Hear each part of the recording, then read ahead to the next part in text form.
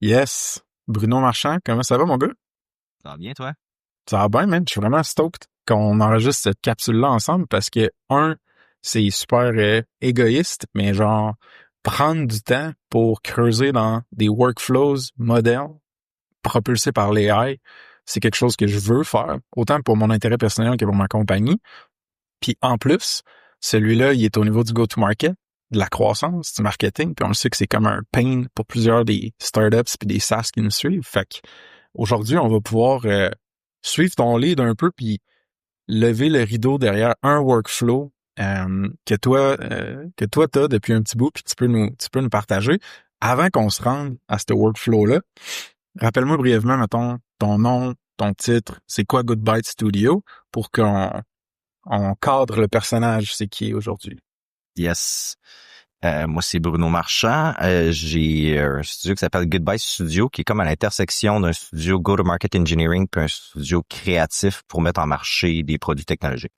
Je Nice. focus actuellement mostly sur les early stage startups puis les compagnies technologiques qui veulent accélérer leur go-to-market. Make sense, man. Puis l'URL, si jamais on veut aller voir pendant qu'on check ça, c'est goodbytestudio.ca.com. Goodbytes.ca. Juste Goodbytes tout court. Bytes avec un Y.com. exact. Puis pour ceux ça se peut qu'il y en a que ton nom puis ce nom-là sonne une cloche, là, t'étais sponsor à la Ça se passe conf. Fait qu'on s'est rencontrés comme dans ce contexte-là. Puis on a eu la chance d'aller manger, de jammer sur un paquet d'idées. Puis j'étais bien excité de pouvoir continuer la discussion. Fait qu'aujourd'hui, c'est ça qu'on fait. Puis j'ai l'impression que go-to-market, pour les gens qui sont soit pas nécessairement des personnes de croissance ou qui n'ont pas travaillé là-dedans, ou qui sont juste nouvelles dans notre space à nous autres, ça peut être un tantinet intimidant ou juste confondant comme terme, mettons. Fait que si t'avais à me faire une définition brève de go-to-market, c'est quoi qu'on veut dire quand on dit ça, genre? Ouais. On peut dire beaucoup de choses, là. Moi, la façon dont je le cadre, c'est les activités qui entourent la commercialisation d'un produit, donc le ciblage client, le messaging, les canaux d'acquisition, ça peut aller jusqu'à la stratégie de prix, ça peut faire partie de ton go-to-market. Donc, c'est vraiment les actions qui vont cibler la mise en marché d'un produit. Euh, Fait que Cool. aujourd'hui, ça peut même parler de on peut utiliser de l'automatisation pour ton go-to-market, l'automatisation d'AI.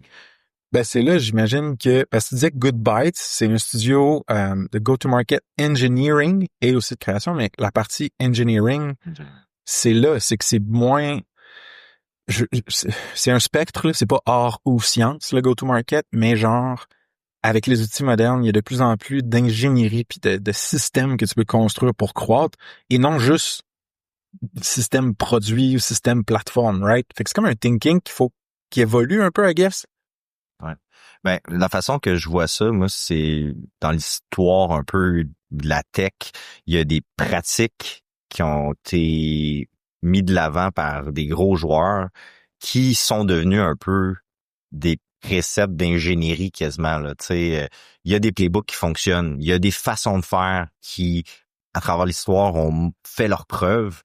Donc, il y a une portion qui devient un peu de l'ingénierie là, quand tu te mets à décortiquer tout ça puis à le mettre en place. Il y a des étapes que tu peux pas skipper ou si tu skippes, tu crées beaucoup Ouais. de dettes. Tu vas te ramasser à avoir à faire ce travail-là dans le futur. Donc, on n'est pas en train de construire un pont, mais il y a des portions du travail qui ressemblent réellement à de l'ingénierie. Je pense que le monde de Vasco, c'est beaucoup leur pitch aussi là, avec le produit qu'ils construisent. 100%. Vasco sont directs dessus. Là. Winning by Design, en fait, je dirais à tout le monde qui écoute ça, allez voir qu'est-ce que Winning by Design font. Là. Ils se spécialisent vraiment dans la science derrière la vente, derrière la mise en marché, les différentes phases d'acquisition, comment aligner les ventes et le marketing. Il y a plein de meilleures pratiques qui font en sorte que si tu les appliques, tu vas vraiment accélérer ta croissance, tu vas avoir une meilleure vision, puis tu vas être mieux organisé pour pouvoir croître. Là.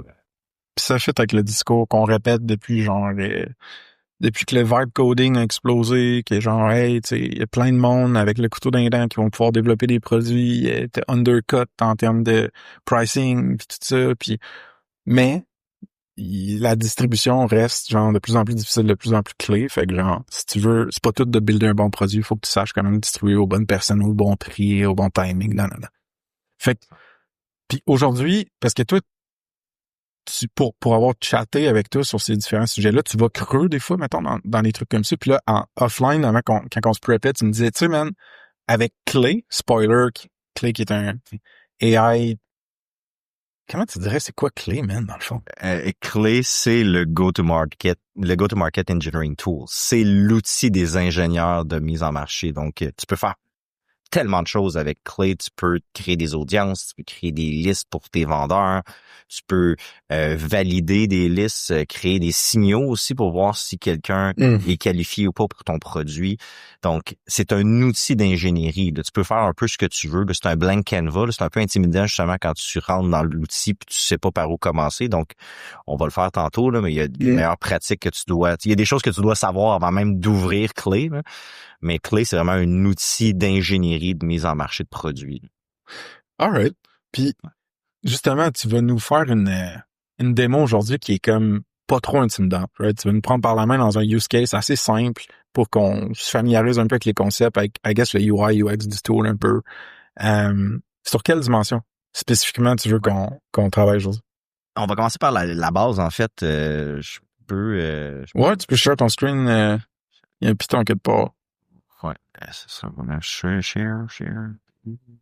En plus, je pense que tu as fait quelques visuels comme j'aime beaucoup. J'avais fait des visuels sur c'est quoi Goodbye Studio. Fait que c'est clair. Ça, c'est quoi le go-to-market. J'avais des supports visuels, on est allé trop vite. Ouais, donc, Clay, en fait, j'ai pris un peu une tagline de un de mes carousels LinkedIn, là, From spreadsheet to sell superpower. Clay, quand tu ouvres le produit, ça peut avoir l'air d'un outil de spreadsheet, mais c'est vraiment plus que ça. J'écoutais un podcast avec Varun, le fondateur de Clay, puis qui expliquait un peu c'était quoi leur go-to-market, eux, en tant que produit. OK. Pour vrai, juste suivre l'histoire de Clay comme produit dans leur go-to-market, c'est un go-to-market masterclass. Parce que ça fait... C'est pas si jeune que ça, right? Il me semble que ça fait genre 5 ans que j'en ai parlé. Ils viennent de comme percer un marché qui fait que ils ont vraiment explosé là, parce que ils ont testé beaucoup le produit, là, ils ont fait des reverse demos beaucoup. Le founder parlait qu'il s'était créé des signaux sur Reddit pour voir c'était quoi les conversations. Ils ont comme créé un produit à partir de qu'est-ce que les agences de outreach, là, tu sais, des emails outbounding, tu sais, les agences que tu payes, t'envoies 2000, 15 000 emails, je sais pas, des fois, ils font des email blasting de fou, tu sais, ils ont vraiment étudié ces gens-là, ces agences-là, ils ont étudié c'est quoi leurs besoins, ils ont vu un gap dans le marché entre Apollo, Zoom Info, toutes ces affaires-là, ils se sont dit, il y a vraiment un gap, il y a vraiment un problème de coordination entre toutes ces infos-là. Tu sais, c'est un peu messy. Les gens qui utilisent ces tools-là sont très scrappy. Tu sais, ils se créent des scripts dans Python, ils se créent plein de tools pour être capables d'arriver à leur fin, dans le fond, pour amener de la valeur aux équipes de vente dans les compagnies. Mais il y a rien qui fait un bon travail d'agrégation de ce processus-là d'ingénierie pour reach out aux clients. Eux, ils ont vraiment été sur le terrain avec ces gens-là, puis ils leur ont fait tester le tools, puis ils ont vraiment créé un produit autour de leurs besoins. Fait que quand tu commences à jouer avec le tool, tu sais pas par où commencer, mais un coup que tu as ton workflow, tes playbooks à toi, ça devient beaucoup plus facile à réussir. Fait que en fait, tu vas me le montrer, là, mais le spreadsheet-like UI, c'est basically juste une façon de consommer de la data en générer, d'utiliser les insights, mais la magie, elle se passe genre dans des workflows, puis ce qui se passe en arrière des colonnes puis des lignes. Ouais. Une chose que j'aime vraiment faire dans Clay pour commencer à travailler, c'est focuser sur... Moi, je commence toujours avec un atelier d'ICP, même si les gens connaissent leur ICP, puis tu sais, je leur parle, moi, je connais mon livre, je peux pas faire, je peux t'en parler pendant des heures, tout ça, puis je suis comme... on peut en parler pendant des heures. Et j'aimerais faire un atelier avec toi où est-ce que tu vas me donner certaines données. Tu vas me donner certaines données. Tu vas me fournir certaines données qui, pour moi, dans ma recherche technique, vont faire ressortir des listes de compagnies et des listes d'individus qui pourraient être susceptibles d'utiliser ton produit. Je te sais qu'il y a une méthodologie pour arriver là. Fait que là, la petite exercice que je voudrais qu'on fasse ensemble aujourd'hui, puis je l'ai déjà fait, là, on va partir un peu là de comme si C'était fait. toi puis moi on avait fait un atelier ICP, là, mais on va focuser sur un use case où est-ce que ça se passe job board ont besoin d'attirer plus de clients. On va dire ça de même. Non, mais c'est sick d'autres parce que j'étais en train de faire une refonte de la plateforme web, une V2, puis là, genre, le job board, on veut le monétiser. Il y a déjà quand même pas pire de trafic là-dessus, c'est gratuit. Puis, moi, c'est ça qui est, c'est 37 affaires différentes avec ça se passe, fait que c'est tough d'être juste dans mon mindset produit, fait que ça va me canaliser dans la bonne direction, genre, alright, man, tu sais, si tu veux commercialiser cette product part-là de ça se passe, comment tu ferais, genre? Exactement. Okay, cool. Puis tu sais, je suis sûr que si on s'était assis ensemble, on s'était posé des questions sur c'est qui ton client, puis tout ça, je pense pas que tu m'aurais tout de suite dit, d'un point de vue firmographique, je crois que, puis d'un point de vue technographique, je crois que. Mais c'est hot comme terme. C'est genre des termes un peu, genre, explique-moi c'est quoi en layman, mettons. I guess, mec, tu me le décris, je vais comprendre c'est quoi ces termes-là, genre. Firmographique, c'est assez simple. On parle à the firm level, dans le sens que c'est dans quelle industrie, l'industrie du SaaS, la grosseur de la compagnie, où est-ce que se situe le headquarter, donc most likely l'endroit où est-ce que les decision makers vont être. Ouais. La langue parlée, c'est con, mais si tu fais une campagne de outreach puis tu parles français québécois, mais qu'il y a personne qui parle français québécois dans cette campagne-là, ça va faire un peu poète-poète. Le stage est aussi important. Donc, nous, surtout dans un esprit où est-ce qu'on veut mettre en marché un job board, most likely, on aimerait ça avoir un stage de croissance, un stage de hiring. Donc, c'est des données qui sont importantes au niveau firmographique. Technographique, moi, d'un point de vue produit pour ça se passe, je pense pas qu'il y a un no-go au niveau technographique, mais pour certains clients, moi, c'est essentiel. Tu sais, il y a des business, là, moi, je vends juste à des gens qui utilisent SAP. Je vends juste à des gens qui utilisent Salesforce. Je vends juste à des gens... Il y a des critères technographiques pour certains produits qui sont essentiels, qui vont dans mon ICP scoring, quand que je vais scorer, dans le fond, le fit de ces entreprises-là. Ça va être un go ou un no-go pour certaines compagnies. Dans ton cas, il va y avoir moins de poids là, qui va être mis au niveau de la technographie. Mais la donnée technographique, quand on size notre ICP dans ce contexte-là, super important. C'est un exemple d'homme, Bruno, ce serait-tu genre si c'est une app qui run juste sur Shopify, dans les leads que tu trouves, faut qu'ils utilisent Shopify. 100%. Okay. Puis là, on pourra aller dans le détail tantôt, mais il y a aussi des data sources dans lesquels tu peux avoir cette info-là de façon accurate. C'est pas les mêmes data sources qui vont te parler du CRM que des data sources qui vont te parler justement du tech stack sur un e-commerce store. C'est pas quand j'étais plus deep dans le marketing, l'espèce de go-to, c'était BuiltWith à l'époque. BuiltWith, super bon pour le e-commerce parce que BuiltWith, il va scraper dans le fond tout ce qui est connecté à la page web. Donc, il y a juste besoin d'un domaine pour être capable d'aller voir à l'intérieur c'est quel module qui est connecté. Mais quand on parle d'un CRM, on parle de EHR pour les compagnies en medtech. En medtech, EHR est pas connecté à ton site web, là.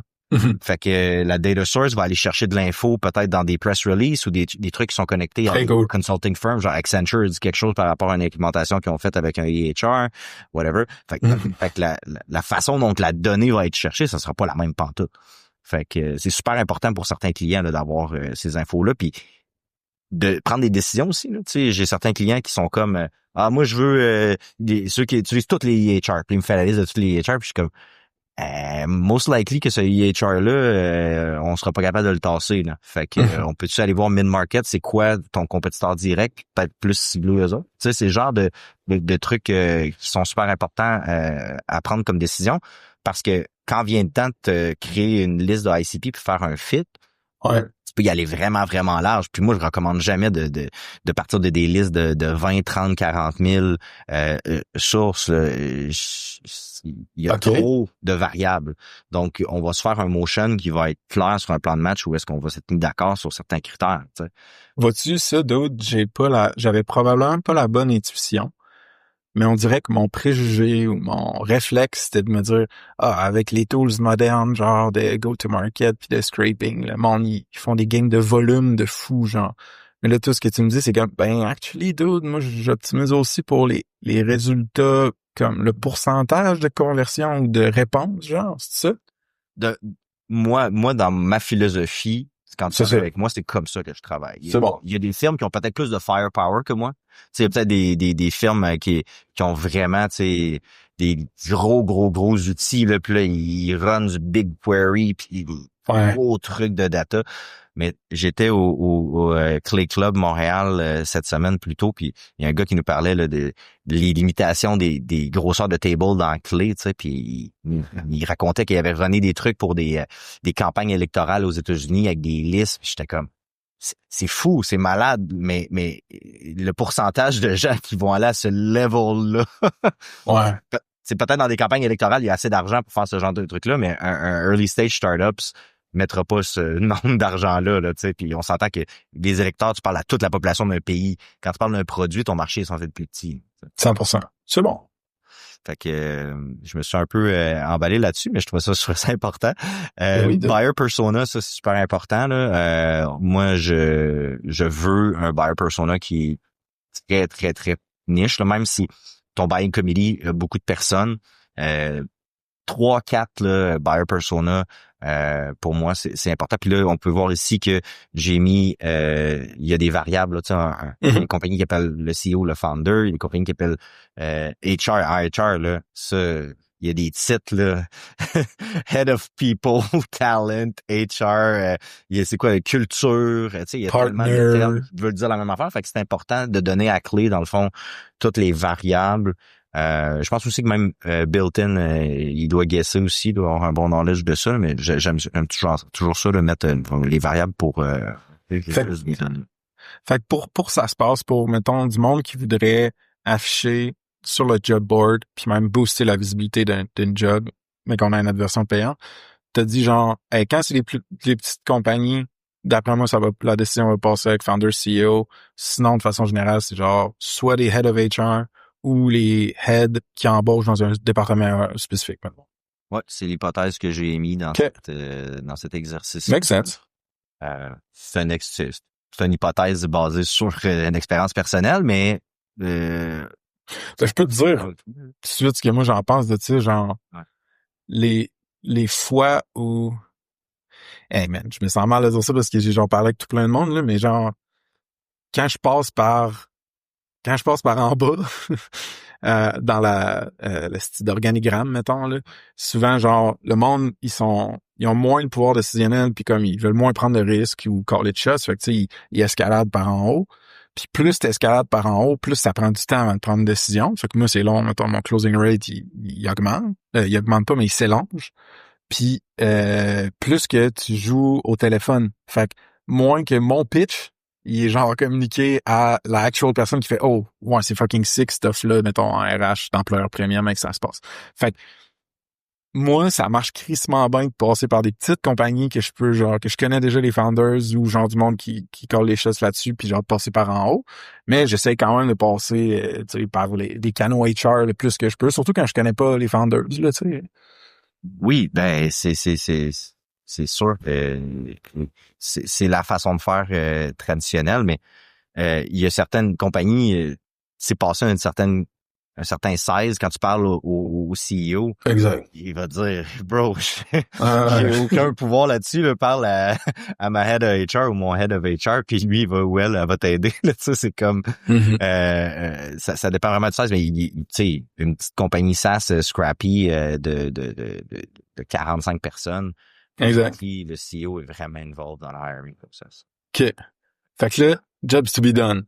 Just to be done. Ça, c'est des petites données que j'ai mis là-dedans parce que après, j'utilise le AI pour me convertir toutes ces data points-là dans un format que Clay va être capable de digérer. Okay. Donc, j'y donne des critères un peu plus grands pour que lui prenne des décisions de data-wise, je convertirais ça comment, mettons.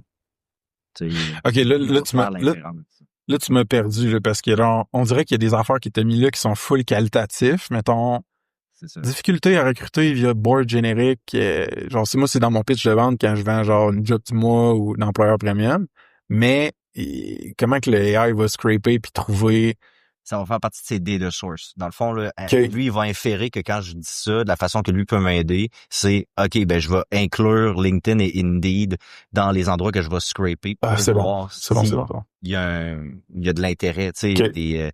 tu peux voir sur LinkedIn là, si une job a eu beaucoup de gens qui ont postulé ou pas. Ouais.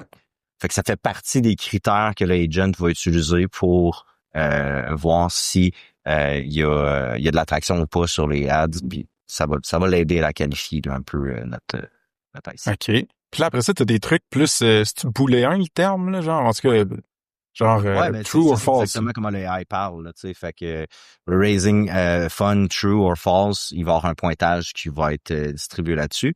Puis j'ai pas mis de guardrails sur le weighting de mon pointage. Tu sais, j'aurais pu aller vraiment plus deep. Là, tu sais, je te cacherai pas que j'ai pas fait le travail le plus poussé dans mon weighting parce que c'est un exercice que je voulais. Puis parce que je t'ai pas payé. Non, mais tu sais, mettons, je peux aller vraiment en deep sur le weighting. Oh, je te file. Le ICP score que moi je vais donner à la fin de cet exercice-là, Ouais. c'est vraiment basé sur un exercice sommaire que j'ai fait. J'ai guessé des choses, donc il n'y a pas de travail de fond qui a été fait sur le weighting, mais on peut vraiment aller deep Je te sur file. la pondération, le weighting pondération. Là. Ouais, c'est ça, sur la pondération. Fait que tu sais, j'y vais at large, là, vraiment, là, mais c'est comme ça que je procéderais. Là. Je pourrais mettre vraiment, tu sais, il y en a que Raising Fund, c'est comme, c'est vraiment un indicateur de growth, ça vaut au-dessus 15 points dans mon scoring.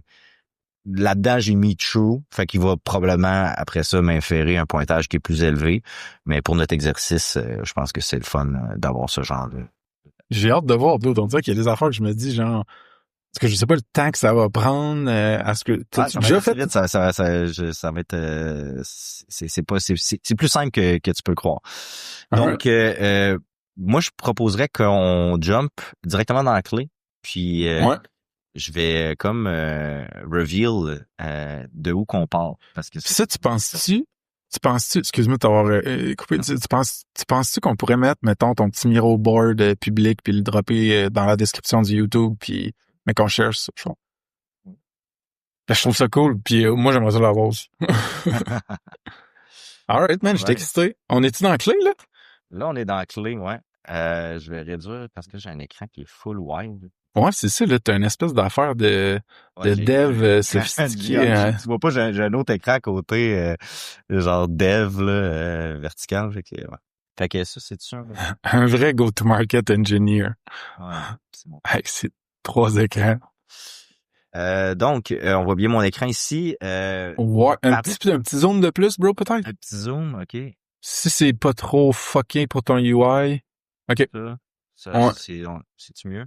Ouais. Sinon, on va essayer quelque chose. C'est-tu plus beau quand que je le scale de même? Ça le fait, là. Ouais, OK. Ouais. Donc là, la grosse question que tout le monde se demande à la maison, c'est... tout le monde. Nos 500 auditeurs. Ouais, il va falloir qu'on ait 500 views, même, sinon le monde, ils vont dire. C'est la question, c'est par où qu'on part, tu sais, c'est Ouais, ben moi, tu me montres ça, puis là, je vois genre... Puis là, faut que je me rappelle que je suis pas en mode podcast, là. Ça s'en va pas juste dans un feed audio, là. Je m'en allais décrire ce qu'il y a à l'écran, mais pas besoin de faire ça. Juste comme, le monde voit la même chose que moi en ce moment, puis moi, vite de même, je vois un agent chatbox, puis je serais déjà à dire « Hey man, voici ce que je veux faire, aide-moi », genre. Puis je sais pas si ça marcherait. Ben, c'est une bonne intuition. On voit ici import from CRM, import CSV. Les meilleures pratiques dans l'industrie, idéalement, on a déjà une data source, puis il y a déjà un travail qui a été fait sur soit des clients, soit des gens qu'on a rencontrés dans des trade shows, soit des followers sur nos médias sociaux. On a déjà une liste de personnes qui seraient susceptibles d'acheter.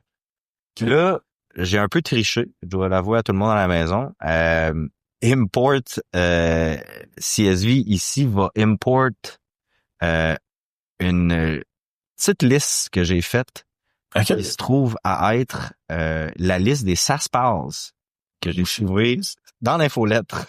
Ouais. Donc, be aware quand vous êtes des SaaS, on peut scraper votre data et être utilisé dans un Ben, en fait, pour le monde qui écoute là, puis qui nous supporte avec un peu d'argent, merci beaucoup, c'est vraiment nice. Mais dans le fond, c'est que pour leur donner un peu de visibilité puis dire un merci comme plus public, j'ai mis genre le prénom, le nom, le titre, puis la compagnie du monde sur une page sur notre site Beehive qui est genre /SaaSpals, quelque chose de même. Puis là, toi, t'as pogné ça dans le fond comme seed, comme nugget initial, genre. Ouais, j'ai un peu triché en fait. Ce que j'ai fait, c'est que j'ai pris la liste et je l'ai donnée à Manus AI. Je lui ai demandé de standardiser cette liste-là dans le format suivant, donc le nom complet de l'individu, son titre, l'entreprise, le domaine de l'entreprise et son profil LinkedIn. Penses-tu, Bru, qu'on devrait en même temps, je sais pas si t'as des projets chez un client dans l'UI de ton logged in account sur Manus, mais genre juste montrer au monde ça ressemble à quoi, on peut-tu ou not worth it? Non, je devrais être correct. Ouais. Parce que moi, tout, je l'utilise pour des use cases comme ça, de genre fetcher un peu de données, enrichir des listes simples. Tu sais, on l'a fait avec Gel pour on va envoyer des cartes postales au monde qui sont venus, aux compagnies qui sont venues à Conf puis tout. Fait que ça a vraiment. Puis honnêtement, là. Il est encore ouvert. Ah, parfait. Parce que moi, honnêtement, ça fait plus d'un an, je pense, que Manus est sorti, ou à peu près un an. Puis je l'utilise encore, là. C'est vraiment de la bombe comme genre de generalist agent, mettons, là. Ben, écoutez, j'ai écouté tout le monde à la maison. Ça, je parle comme si j'étais à la TV. C'est pas plus compliqué que de prendre la liste qui était sur l'infolettre, puis lui donner ce prompt-là. Voici une liste de leads potentiels. Trouve-moi leur titre exact, structure le tout dans une table et ajoute le lien de domaine et leur compagnie. Fait que j'ai copié tout ça. Et là, nice. Faites un wide search. Bon, t'es 47 individus et fait plusieurs choses. OK. Tout restructuré dans un CSV. Puis combien de temps ça a pris? Ça a pris 15 minutes, je pense. Pas plus que ça, 10-15 minutes. Très hot, dude. Fait que il est allé à plusieurs endroits. Il est allé sur LinkedIn, je pense qu'il est ici sur Substack. Non, Substack, excuse. Il est allé sur LinkedIn, je pense. Extract. OK, non, il a fait plusieurs choses. Il a vraiment il a essayé plusieurs endroits. Mais LinkedIn a été vraiment l'outil là, qui a été utilisé le plus. Puis ça gère un CSV, puis ça devient notre data source. Un peu comme si on avait un export d'un CRM. Ça, en passant, c'est le genre d'affaire que tu pourrais donner à une personne comme junior dans ta compagnie ou une personne plus en support ou à l'admin que ça pourrait prendre des heures, si c'est pas des jours, ça n'aurait pas un petit outil de même. Fait que c'est on des n'a pas parlé mini de ça au début, là, mais comment qu'on faisait les choses avant, là, d'expérience, je peux en parler, là. Ouais. C'était des stagiaires, c'était le petit niveau, là, on sait pas trop quoi faire là. Hey man, clean moi ce data-là, fais des recherches qu'on fait, clean les affaires. Les AI agents sont super bons pour faire ça, puis regarde, ça a pris 15 minutes, j'aurais pu mettre un jeune loup là qui commence peut-être 2 jours là-dessus, là. 2 jours, ça peut saucer. Peut-être une journée. Fait que là, pour récap, t'es allé sur la page des SaaSpals, où est-ce qu'il y avait une couple de noms de gens qui supportaient Gel Infolette. Fait que tu sais qu'il y a un signal, genre, positif envers SaaSpals somehow. T'as mis ça dans Manus, qui est un agent généraliste. Tu lui as dit, trouve-moi au moins leur profil LinkedIn, leur nom complet, leur site web. Puis après ça, t'as utilisé cette liste-là, un petit CSV, que t'as mis dans Clé. Puis là, c'est quoi qu'on va faire avec Clé, dans le fond? Ouais. Là, ce qu'on veut faire, c'est de voir à quel point que ces gens-là sont qualifiés pour payer un abonnement. En fonction des critères de ICP, de job board, ça se passe. C'est bon, c'est pas ça. Exactement. Si on se souvient ce qu'on a dit tantôt, là, moi, j'ai fait une liste de qualifications de leads qui seraient susceptibles de payer pour publier sur le job board de Ça se passe. Ouais. Donc, ce qu'on va faire ici, c'est qu'on va qualifier ces gens-là, on va leur donner un score pour, après ça, déterminer si ça vaut la peine de faire une campagne de outreach vers ces gens-là. OK. OK. Vas-y. C'est pas plus compliqué. On va aller sur Chat with Sculptor. C'est qui Sculptor? Ça, c'est un nouveau tool qui vient de sortir. C'est fresh, là. Ça vient de sortir parce que avant ça, il y avait des formulas qu'il fallait que tu construises. Il y avait beaucoup plus de travail à faire. Donc, je trouve que c'est un beau moment de rentrer dans la clé pour les nouveaux parce qu'il y a Sculptor, justement. Sculptor, c'est comme un AI go-to-market engineer. C'est un genre de chat GPT, mais qui va te build des enrichments, qui va te build des outils dans ta table pour toi. Avant, il fallait vraiment les faire custom. Donc, il fallait. Donne-moi un exemple. Ben, on peut les voir ici, là. Find missing LinkedIn profile. Donc, il manque des LinkedIn profile. Il va le faire. Check data coverage. Voir si on peut, c'est valable, les informations qui sont là. Le company website, on l'a pour pas mal tout. Mais, dans notre exemple qui nous intéresse, là, actuellement, ce qu'on va vouloir faire, c'est aller, rajouter nos critères de ICP. Donc, I would like you to classify my leads with an ICP score. Puis là,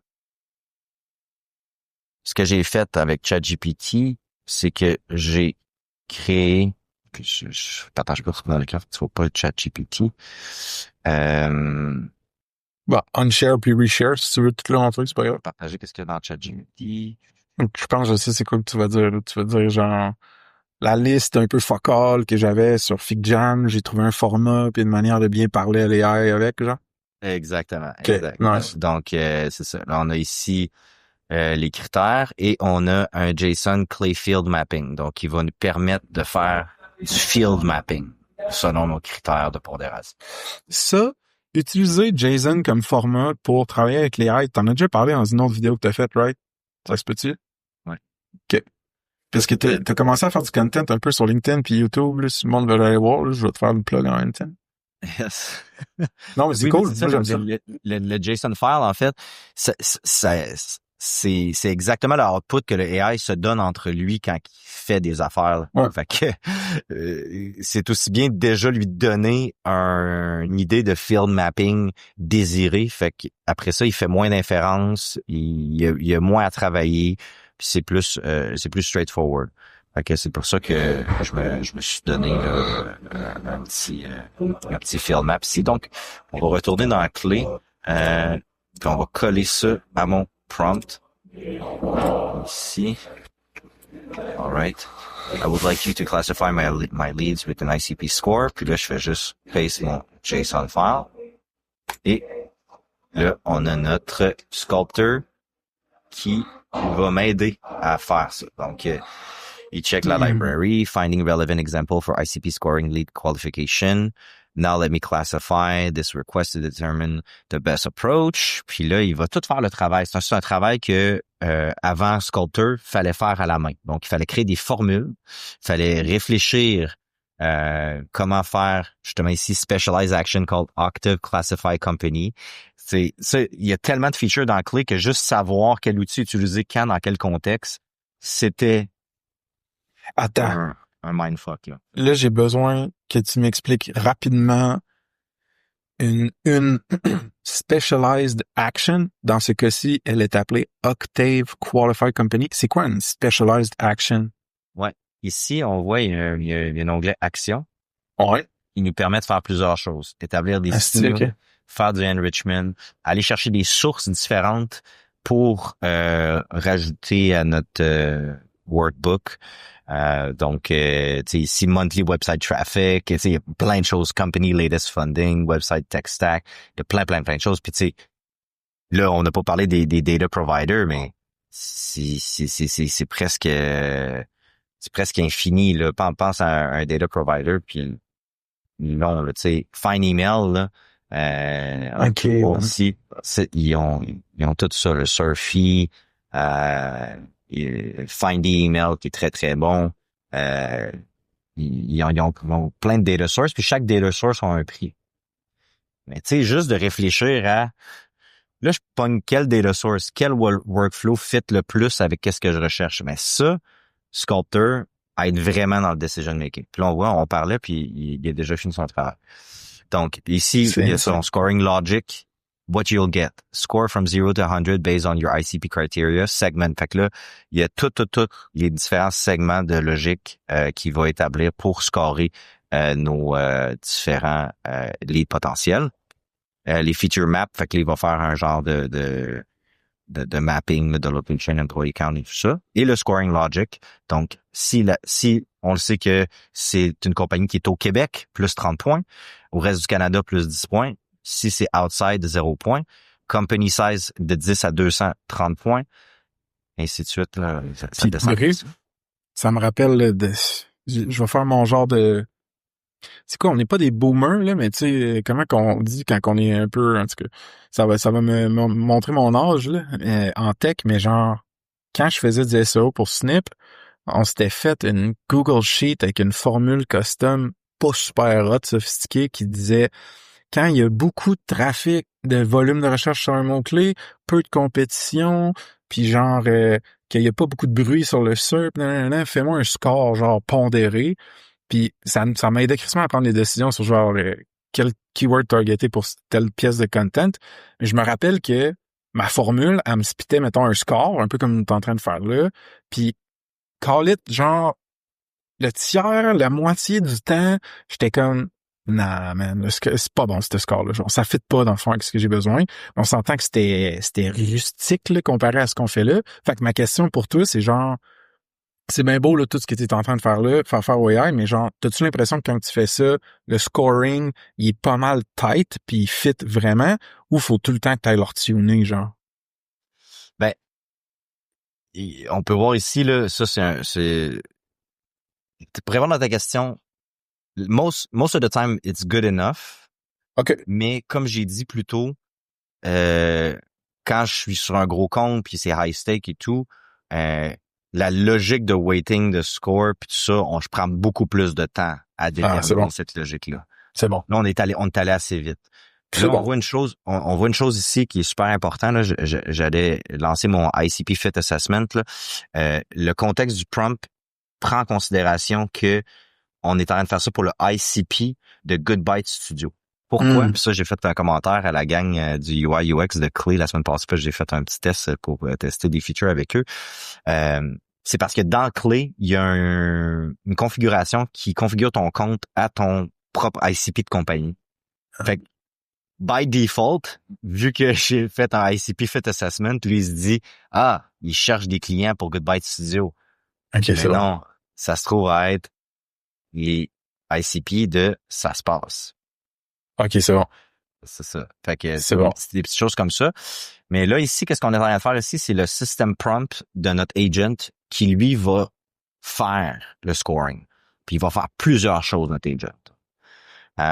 Pourquoi qu'on a besoin... clé?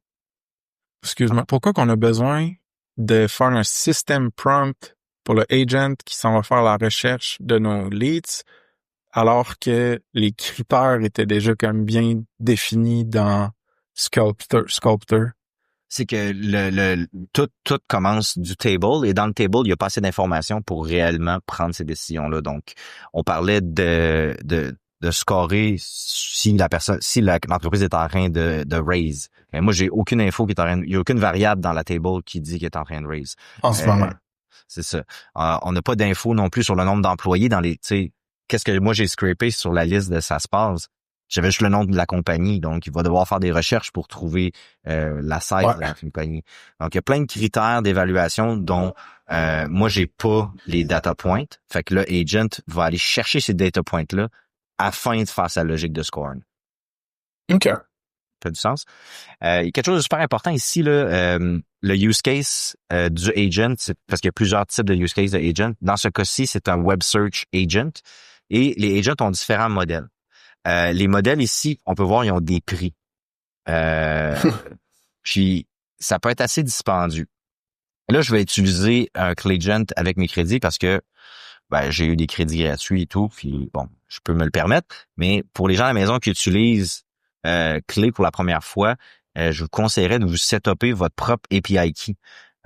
Juste pour un ordre là, de magnitude de prix, là, un Clayagent ici va coûter 3 credits par row. OK? C'est quand même assez dispendieux, là. Je pense que j'avais fait le calcul, là, mais ça coûte peut-être genre 75 cents, quelque chose comme ça. Il faudrait que j'aille plus loin, là. Mais quand tu utilises ton propre API key, c'est 0.0001 credit. Là. Tu sais, c'est vraiment là, ça coûte vraiment moins cher.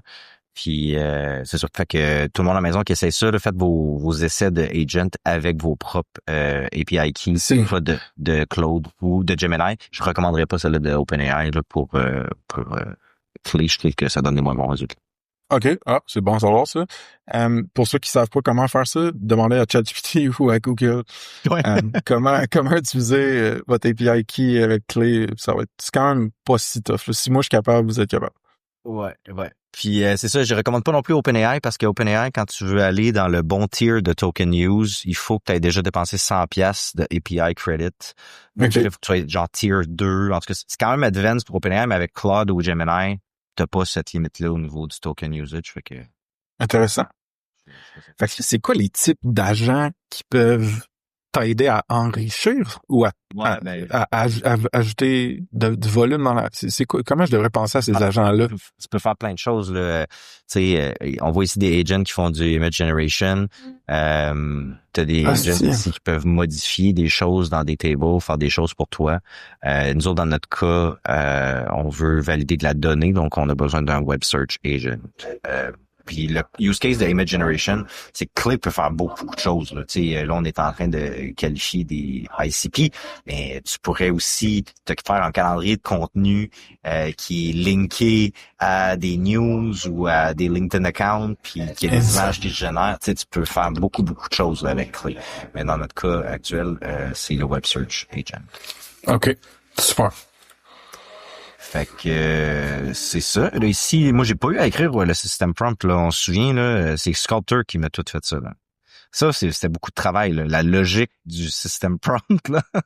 Puis là, j'ai comme manqué un bout de bruit. Quand que le scoring a été fait par Sculptor, est-ce que toi, tu as dû manuellement aller ouvrir cette table à droite là, ce panel à droite là de ICP Fit Assessment ou ça l'a fait automatiquement? Ça, j'ai comme pas... c'est ça, on parlait pendant ce temps-là, là, mais il y a ce petit box-là qui est ouvert. OK. Qui dit, j'ai terminé le travail. Puis là, il me demandait d'ajouter une colonne d'enrichment pour le ICP Fit. Puis j'ai juste cliqué Added et là, cette colonne-là est apparue qui se trouve à être comme le order qu'on veut donner à notre agent. Fait qu'il a comme designé le agent ici. Puis là, ici, je peux le customiser avant de le lancer. OK. Puis les variables, genre en contexte, là, inline, qu'on voit avec des toggles, c'est quoi ça? On dirait que ça fait beaucoup de bruit visuellement, là, mais si tu remontes un petit peu, le bleu, les toggles bleus, là. Le toggle bleu. OK, oui. C'est quoi ça? Des variables, en fait, qui sont mappées dans notre table. Donc, also verify that non complet, donc le nom de notre lead, ici on a Tamer.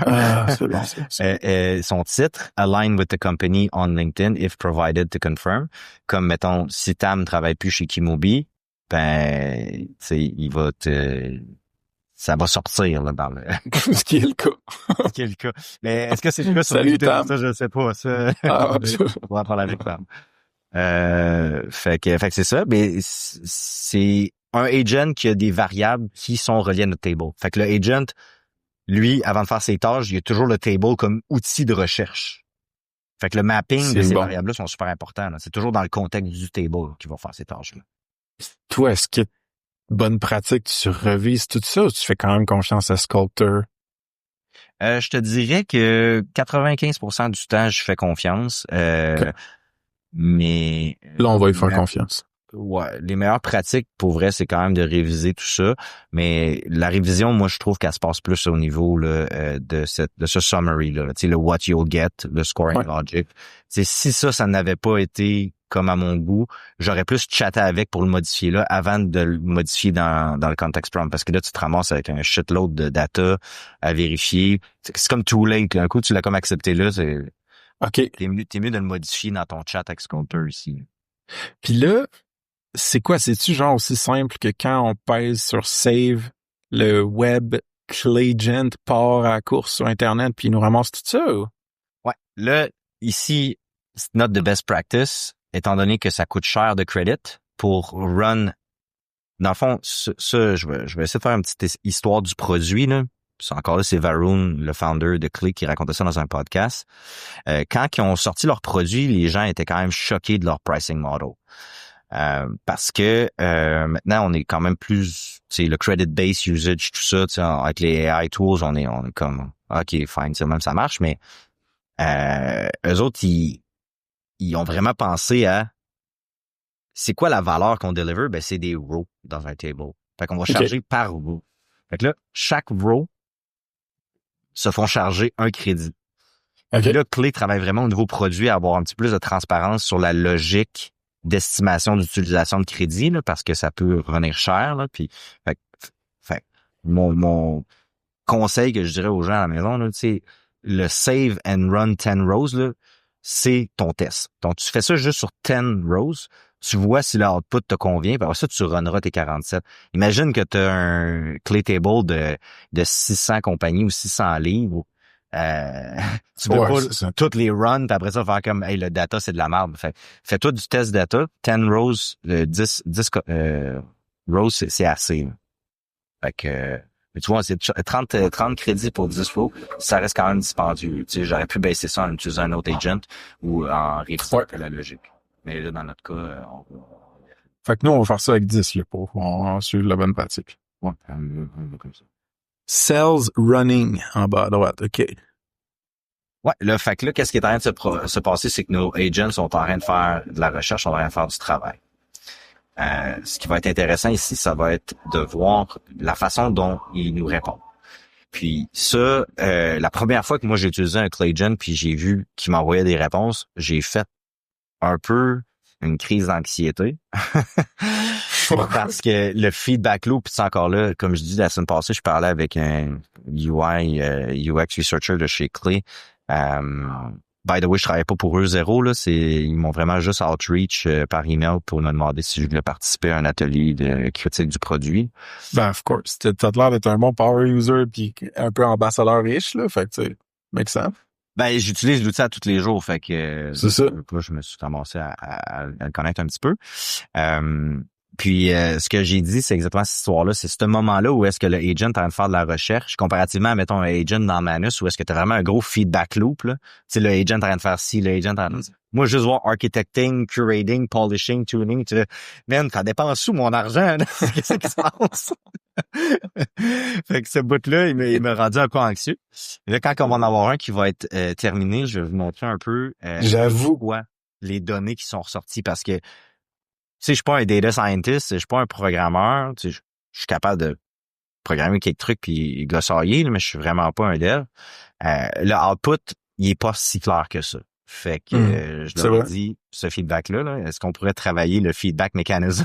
Parce que tu vois, à ce moment-là, je t'arrête de parler pour combler du temps, là, mais essentiellement, ce que je vois là, c'est juste... Mais j'ai une question, moi, si tu veux qu'on meuble un peu. Admettons là que là, ça va finir, là, puis on a nos 10 rows, que la colonne de scoring pour le ICP est remplie, puis on se rend compte que c'est pas à notre goût ou faut modifier des choses. Est-ce que le flow dans Clay, c'est on retourne dans Sculptor ou on clique vraiment sur la colonne puis on retourne dans le genre de system prompt? Ouais, mais là, je vous ai montré comment moi je le fais maintenant parce que Sculptor m'aide vraiment beaucoup. Mais il y a des power users qui n'utilisent jamais Sculptor. Tu pourrais aller dans Add Column où tu pourrais modifier directement la colonne ici. Dans Edit Column. Tu pourrais modifier des choses dans ton Edit Column ici. OK? Puis là, si tu refais save, alors run, alors part, c'est ça? Ouais, exact. Ben là, on n'a rien changé dedans, fait que mettons, je leur dis de runner les 5 lignes. C'est un carré rouge, ça? Ça, au niveau UI, UX, là, pas top. Genre, c'est fucking épeurant. J'ai l'impression qu'il y a eu une erreur. Ouais, moi tout. Mais il n'y a pas eu d'erreur. Donc, parce que ici, si on voit bien, là, ça, c'est le feedback qui nous donne. Fait que c'est le nombre de cells qu'il a runné et ran successfully. Fait qu'il y a une chance que tu me dis qu'ils ont run successfully parce que tu m'as envoyé un petit carré rouge ici. Donc, qu'est-ce qu'on fait dans ce temps-là? Puis là, ça, c'est le bout UI, UX assez confusing. Tu cliques sur la réponse et là, tu as le mapping de toutes les réponses. Et c'est quoi les réponses que nous, on veut? On veut le score. Donc, le score, on fait add as a column. Puis là. Attends, pourquoi il l'a pas juste mis dans la colonne parce qu'il a fait beaucoup de choses. Puis c'est pas toutes ces choses-là qu'on veut nécessairement dans une colonne. Tu sais. Okay, c'est bon. J'ai de l'information des steps taken. Fait que là, le agent est allé sur Nolo.io, il est allé sur des forums, il est allé sur des sites internet de personnes, il est allé sur LinkedIn. Il a fait du matching. Tu vois toutes ces sources là. Il est allé où, il a fait quoi. Tu sais, et ça, tu veux pas nécessairement le mapper, ou tu peux peut-être le mapper. Mais ça dépend du use case. Fait que c'est comme le moment où il donne le choix de mapper qu'est-ce que tu veux mapper. C'est vraiment... Fait que là, j'ai décidé de mapper le score. Fait que là, ici, on a notre score. Fait que, puis, t'es-tu capable de me montrer vite, mettons, pour que je te donne qu'on fasse un gut check de si je pense que ça... Bien sûr. Donc, à 95 de score, Kimobi. 100%. Ils en ont déjà acheté déjà 10 mois dans le passé. Fox RH aussi. Même chose. En fait, je sais pas si ils ont acheté une job 10 mois, mais en tout cas, ils embauchent, puis c'est local, j'ai une bonne relation avec les autres. OK. Cyber Impact aussi, un bon score à 80. Dash 10, un bon score. 100%. Après ça, on descend. QMAP. C'est Cube. What's up, Luc? What's up, Jacob? Ouais, ça dépend. Les autres, vois-tu, je sais pas s'ils sont en expansion côté staff ou pas. Fait que je sais pas que ce serait déjà. Allons-y. Allons voir le raisonnement du agent. Donc, si on ouvre ça ici, Step Taken. Fait que là, il a mostly regardé sur Crunchbase, ZoomInfo, LinkedIn. OK. Là, il nous explique un peu son reasoning.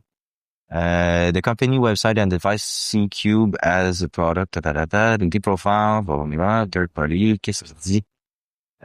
Size fit the 10 to 100 band, but count vary. The product is a construction management SaaS. Per official countries, no public funding, announcement of career listing.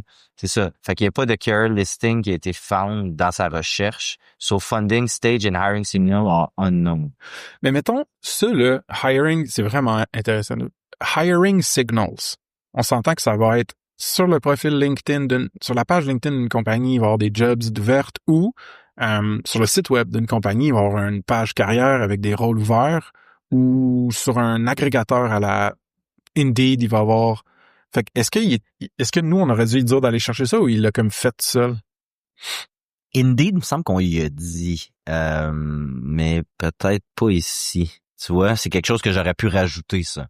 C'est plus clarifier les sources de recherche. OK. Fait que...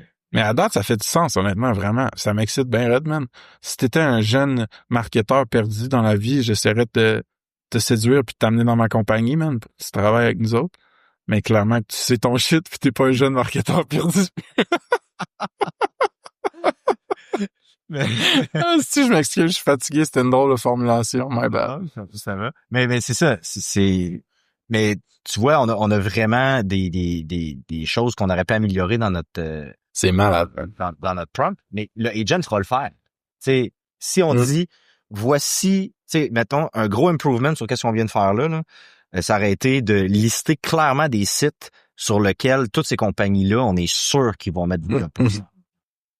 Comme là ici, c'est malade. On voit que gestion traiteur, no career page or LinkedIn job listing. Fait qu'il a fait, il a cherché career page puis il a cherché LinkedIn job listing. Fait que ça c'est intéressant. Il a quand même pris des décisions par lui-même. Là. Fait que. Puis mettons là qu'on avait, je sais pas là, les 37. En fait, non. Avant que je me rende à cette question-ci, mettons qu'on est super satisfait du scoring qu'il nous fait pour les 37, 34, je sais plus trop qu'on a là. Mettons que t'en veux le double, le triple. Toi, mettons, je te dis, Bruce, c'est ton mandat, mettons, whatever, tu ferais quoi? Est-ce que tu passes par clic pour augmenter ce volume de leads-là, ou tu retournes dans autre chose, dans Manus? Il y a un petit... Il y a des Find Company Lookalikes. Ouais, OK. Of course, yes. Fait que oui, j'essaierais de trouver des compagnies lookalikes à partir de cette liste de compagnies-là. Puis encore mieux, j'aurais run dans le fond toute notre liste au complet. Puis j'aurais sélectionné seulement ceux-là qui sont above 80, c'est tous ceux qui sont en haut de 80. Puis j'aurais dit find company lookalike, juste ceux-là qui sont above 80. Fait que pour avoir genre un... Puis ça, il aurait-il fallu que tu dises ça aurait été un web Clayagent? Ouais. Ok. Non, le Find Company Lookalike, c'est un built-in enrichment directement dans le data de Clay. Parce que ça, c'est un feature que j'ai pas discuté, là, mais Ah, Clay a déjà une database de compagnie, une database de personnes. asti, c'est bon. Ouais. Fait que on peut partir de là. J'aurais pu partir de là au début, by the way. J'aurais pu, tu sais, prendre notre ICP profile, puis j'aurais pu Ok. dire, trouve-moi des compagnies comme ça. La raison pourquoi je l'ai pas fait, c'est que je suis parti de la prémisse que si tu fais partie des SaaS, tu payes déjà Oh, ouais. SaaS. Donc, most likely que la compagnie pour laquelle tu travailles serait prêt à payer ces services. Donc, tu es déjà Plus qualifié. c'est ça. C'est un Ouais. potential buyer qualifié. C'est vraiment hot, dude. Je comprends ce que tu disais au début du call, de genre, tu peux tellement faire d'affaires que c'est comme un peu intimidant, puis tu sais comme pas par où commencer, genre. Parce qu'on Mais il y a des s'entend, choses là, comme ça, comme le ICP scoring, que je recommanderais à tout le monde. que, Même partez que, de votre CRM, puis faites une belle atelier d'ICP scoring, tu sais, un peu plus exhaustif que qu'est-ce qu'on a fait, là, tu sais, on s'entend qu'on l'a fait assez vite, avec vraiment une bonne pondération. J'aurais rajouté des guardrails qui ressemblent à qu'est-ce qu'on a dit tantôt, là, c'est-à-dire mettre vraiment les sites comme Indeed, tu sais, étudier un peu c'est où est-ce que ces genres de compagnies-là pourraient mettre du job posting, puis runner ça là, sur une liste là, d'une centaine de personnes, une cinquantaine de compagnies, mettons, puis utiliser Clé pour enrich le truc, puis scaler votre affaire. Puis toi, C'est Bru, ça, ouais. une fois que t'as maçonné, c'est comment on dit c'est quoi le mot? Comment tu fais de la poterie? C'est quoi le mot pour la faire de la poterie? C'est ce que je fais? Modeler. Mais en tout cas, ouais, ça. Une fois que t'as genre, ouais, c'est ça, une fois que t'as modelé ta matière, puis que t'as genre vraiment une bonne liste, enrichie, qualifiée, etc. euh, ton workflow perso, tu restes-tu dans Clé pour, mettons, commencer à générer le début de ton outreach par row, Ouais. pour aller trouver les emails ou... Puis tu sais, t'es pas obligé de me faire une démo parce que je veux qu'on reste on time quand même, mais si... Ben, ça sera vraiment pas long, là, tu sais, pour vrai. Tu sais, il y a un petit tool qui s'appelle Findy. Find Email. Je sais pas si ouais. c'est ça. Mais Find Email peut aller trouver les emails des compagnies. Fait que là, on s'en va sur quel row, full name ici. On va voir OK, ouais. run 10 rows. Fait que là, on va voir ces 10 personnes-là, ils vont nous trouver leur email. Fait que, sorry guys, je viens de me dire le vos emails.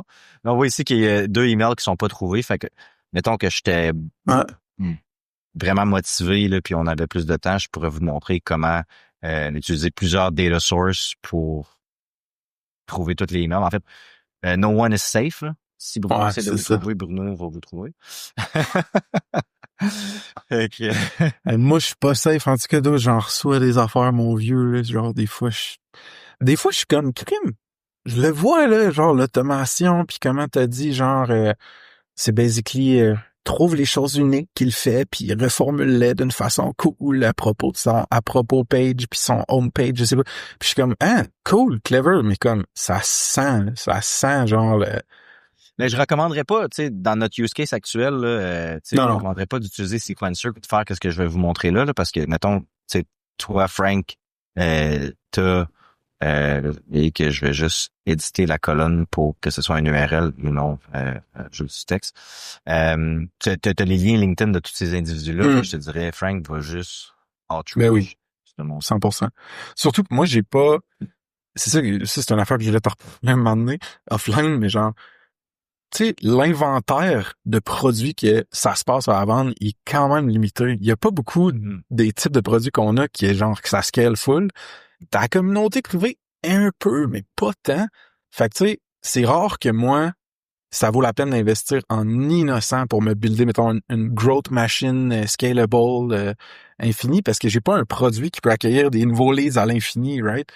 Parce que mon produit il est limité, mon inventaire, c'est pas un SaaS, là, tu sais. Fait des fois, c'est ça que je trouve tough, mais en même temps, ça fait que c'est plus facile de... Je sais pas, ton ticket moyen est plus élevé. Il y a des avantages et des désavantages. 100%. Peut-être quelque chose serait intéressant pour toi, par exemple, ça serait des signaux.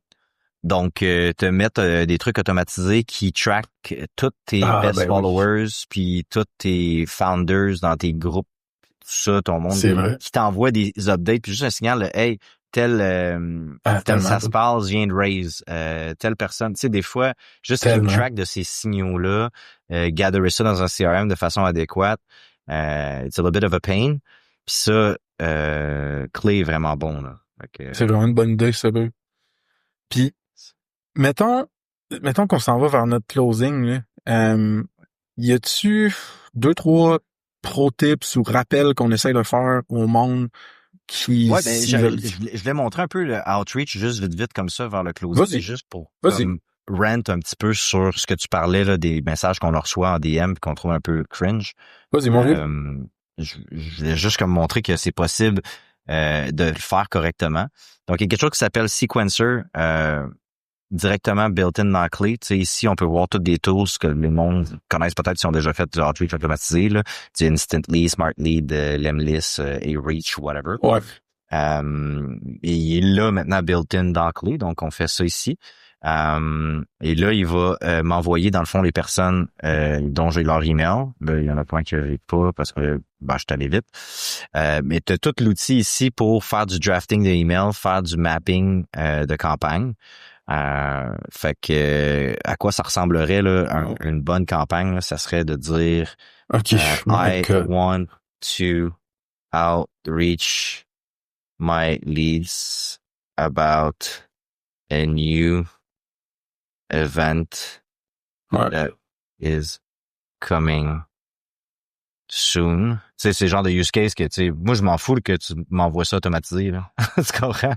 Mais que tu me le dises comme, je sais pas, en DM LinkedIn, que tu t'envoies ça à 300 personnes, ça pourrait être quand même cool, là. C'est une bonne affaire que je connaisse personnellement toutes les personnes qui sont là, parce que je sais que le fait que leur email, ça va pas les déranger. On n'aura pas besoin de le blur en poste. C'est ça. Là, qu'est-ce qui se passe? Fait que c'est genre Google Sheet, Excel, avec en arrière du LLM génératif plus des agents. C'est vraiment une bête, man, comme produit. Genre, on est loin de a feature as a product, là, genre ton produit c'est juste une feature, là. On est loin de ça, mettons. Exact. C'est toutes ces affaires-là, c'était toutes des trucs qu'on faisait dans plein d'outils différents avant. Ouais. Là, il y a un problème parce que j'ai runné quelque chose de l'autre côté, puis je l'ai comme pas de stress. qu'on parlait. Mais je comprends le principe. Je vais pas m'éterniser là-dessus, mais on peut vraiment faire cette séquence-là à même le sequencer dans Clay. Puis ça nous permet de, c'est comme dans un use case, new event coming up, peut-être que tu as un groupe de VIP de personnes que tu veux comme classifier. Tu sais, juste de tu sais, je pense à un use case très précis ici, Frank, là, mais tu sais, t'as une liste de founders, t'as une liste de personnes qui viennent de raise, je sais pas. Tu vas faire un party juste pour tout le monde des SaaS qui ont launché un nouveau produit cette année ou un nouveau feature. Je sais pas, tu trouves un concept hyper niche, tu vas avoir ce signal-là, tu veux les classifier, tu utilises Clay pour tout les trier, les classifier, contre-vérifier ces informations-là. Puis tu fais un petit message de outreach sur LinkedIn automatisé où est-ce que tu leur dis « Hey guys, j'ai telle affaire qui se passe. » Tu sais, juste trier ça, faire le ménage dans ça, dans ta tête, c'est beaucoup de travail. Puis là, on peut l'automatiser puis le scaler, tu sais. Ah, j'ai plein d'autres idées, là. Je me dis, genre, mettons là, qu'on voulait attaquer l'angle d'être quand même une source de nouvelles fraîches puis accurate sur le SaaS au Québec, mettons.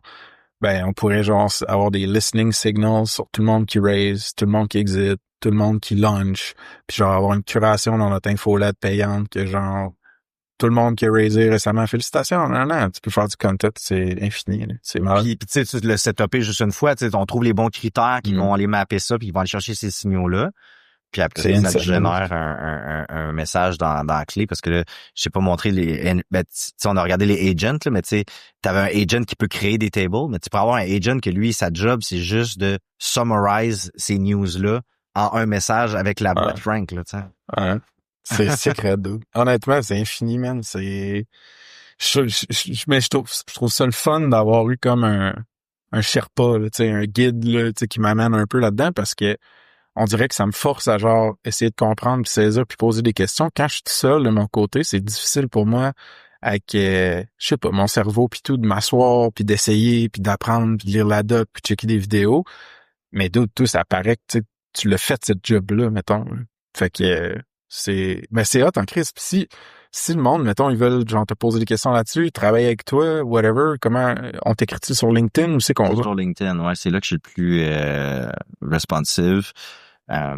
Bro, je marchais dans la rue, je suis allé prendre un café avec Oli, notre gars de audio vidéo, à midi avant de venir ici, puis j'ai vu une pancarte de Bruno Marchand, puis je voulais juste te dire que je me disais, Chris, c'est pas la bonne face, même, qu'il y a là-dessus. Fait que c'est toi, le brand association avec le nom, pour moi, il est vraiment, c'est à toi que je le donne. Ah, ça, c'est fin. Et SEO Wise, là, ça va être top. C'est rough. C'est rough. Oh, man. Dude, fait que, OK, Bruno Marchand sur LinkedIn. Ouais. Sinon, c'est goodbytes.com. Goodbyes.com, tu sais, je fais des petits carousels, je fais des petits contenus. Ouais. Je vais être plus assidu sur mes tutoriels. Merci Frank de me mettre dans ton canal de diffusion pour ce genre de contenu-là parce qu'il faut que je me botte le cul. Je le fais beaucoup. Je suis toujours dans la clé. C'est mon go-to tools quand vient le temps de faire de l'ordre dans comment je pense à mes clients.